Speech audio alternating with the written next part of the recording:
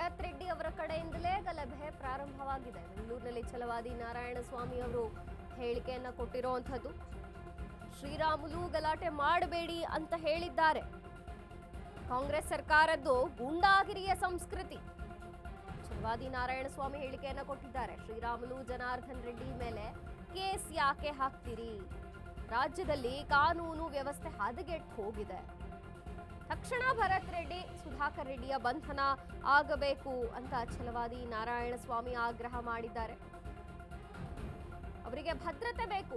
ರೆಡ್ಡಿ ಅವರಿಗೆ, ಶ್ರೀರಾಮುಲು ಅವರಿಗೆ ಭದ್ರತೆಯನ್ನ ಒದಗಿಸಬೇಕು. ಬೇಕು ಅಂತಲೇ ಈ ರೀತಿ ಮಾಡಿದ್ದಾರೆ ಅಂತ ಹೇಳಿಕೆಯನ್ನು ಕೊಟ್ಟಿದ್ದಾರೆ. ಜೊತೆಗೆ ಭರತ್ ರೆಡ್ಡಿ, ಸುಧಾಕರ್ ರೆಡ್ಡಿ ಅವರ ಬಂಧನ ಆಗಬೇಕು, ಅದಕ್ಕೆ ಆಗ್ರಹವನ್ನ ಮಾಡಿದ್ದಾರೆ ಛಲವಾದಿ ನಾರಾಯಣಸ್ವಾಮಿ.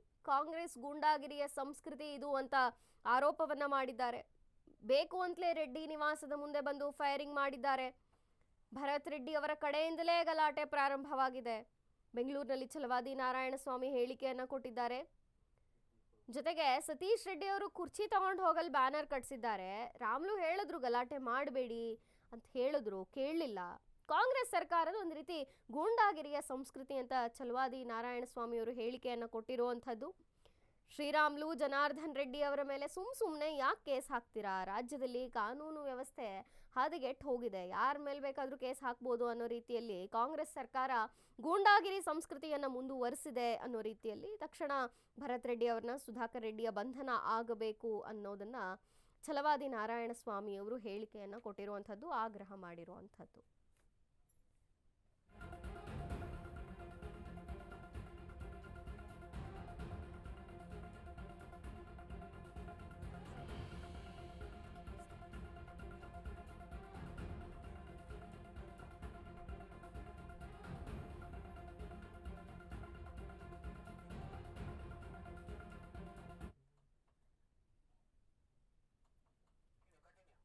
ಬಳ್ಳಾರಿಯಲ್ಲಿ ರೆಡ್ಡಿ ನಿವಾಸದ ಮುಂದೆ ಆದಂತಹ ಈ ಫೈರಿಂಗ್ ಇದು ಷಡ್ಯಂತ್ರ, ಬೇಕು ಅಂತಲೇ ಪ್ರೀ ಪ್ಲಾನ್ ಮಾಡಿ ಇದನ್ನ ಮಾಡಲಾಗಿದೆ ಅಂತ ಒಂದು ಕಡೆ ಹೇಳಿದ್ರೆ, ಇನ್ನೊಂದು ಕಡೆ ಇಲ್ಲಿ ಛಲವಾದಿ ನಾರಾಯಣಸ್ವಾಮಿ ಅವರು ಹೇಳಿಕೆಯನ್ನು ಕೊಟ್ಟಿದ್ದಾರೆ. ಕಾಂಗ್ರೆಸ್ದು ಗೂಂಡಾಗಿರಿಯ ಸಂಸ್ಕೃತಿ, ಬೇಕು ಅಂತಲೇ ಇದನ್ನು ಮಾಡಿದ್ದಾರೆ.